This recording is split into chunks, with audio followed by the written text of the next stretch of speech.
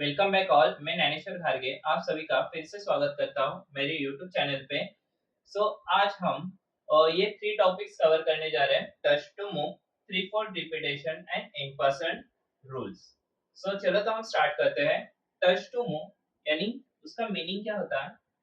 हमने अगर किंग को E1 स्क्वायर पे रख दिया, अपोनेंट का किंग जो है E5 स्क्वायर पे, और आपके फॉर एग्जांपल रुक जो है B1 पे है, other one rook is available on C2 square. Then queen जो है आपकी फॉर एग्जांपल F7 पे है। अपोनेंट के पीसेस जो है इस केस में रुक जो है 8 पे है, और रुक other one rook is available on D8 square. अगर क्वीन जो है आपकी यहाँ पे फॉर एग्जांपल, तो अगर आपने किसी भी पीस को टच करा तो आपको उसे प्ले करना होगा। It's a rule in chess. अगर आपने ये रुक को टच किया तो आपको इसे मूव करना ही होगा। ओके, सो इसे टच टू मूव रूल बोल सकते हो।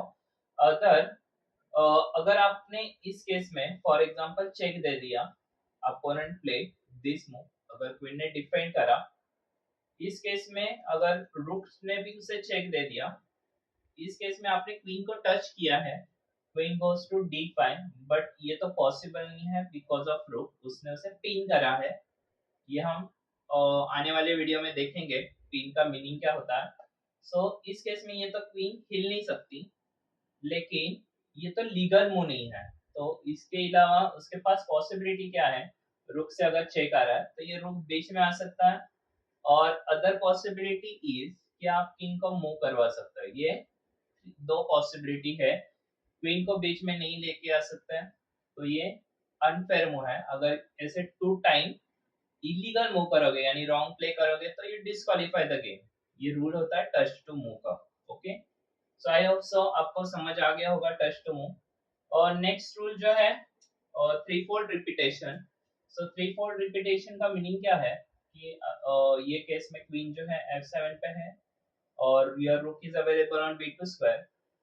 D1 पे अगर रुक है फॉर एग्जांपल, क्वीन जो है H G2 पे है। अगर आप again and again queen G5 check, king जो है D6 पे आ पा रहा है, D6 पे अगर आए तो ये रुक मार देगा। अगर ये क्वीन डिफेंड करने आए फिर से आप चेक दे रहे हो। ऐसे थ्री टाइम अगर बोथ साइड मूव हो रहे हैं फॉर एग्जांपल, तो आप इसे थ्री टाइम रिपीटेशन मूव बोल सकते हो। ऑफकोर्स वो तो इसे मार ही देगा, लेकिन अगर बोथ साइड अगर थ्री टाइम रिपीटेड मूव हो रहा है तो आप उसे क्या बोलोगे, three time repetition draw match. I hope so ये टॉपिक भी समझ आ गया है आपको। लास्ट वन टॉपिक जो है इन पर्सन रूल। स्टार्टिंग में पॉन जो है सोल्जर्स, ये वन इधर टू स्टेप जा सकता है। अगर यहाँ पे व्हाइट ने टू स्टेप पुश करा और ब्लैक ने अगर उसे टू स्टेप पुश करा, तो नॉर्मली वो तो क्रॉस मार सकता है इसे। और now it's black to turn. अगर ब्लैक ने इसे टू स्टेप चला दिया, अगर ये साइड बेस में पॉन है तो आप इसे मार सकते हो। This is called in person rule. ये कब सिचुएशन क्रिएट हो जाती है, जब भी आपका पॉन जो है फिफ्थ रैंक पे है और अपोनेंट का ओरिजिनल प्लेस पे ही पॉन है, अगर उसने टू स्टेप बढ़ा दिया तो आप उसे मार सकते हो, और ये इमीडिएट सिचुएशन हो जाती है। अगर आपने वन मूव डिले करा, अगर आपने व्हाइट की तरफ से F3 प्ले करा और अपोनेंट प्ले C6 मूव, तो आप उसे मार नहीं सकते। ये इमीडिएट केस में ही रूल अप्लाई हो जाता है।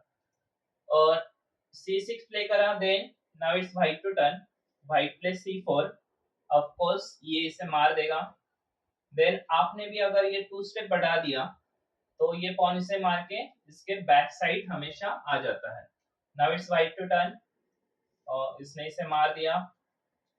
Black play this move, white reply this move. Now it's black to turn, black play G6, white reply this move.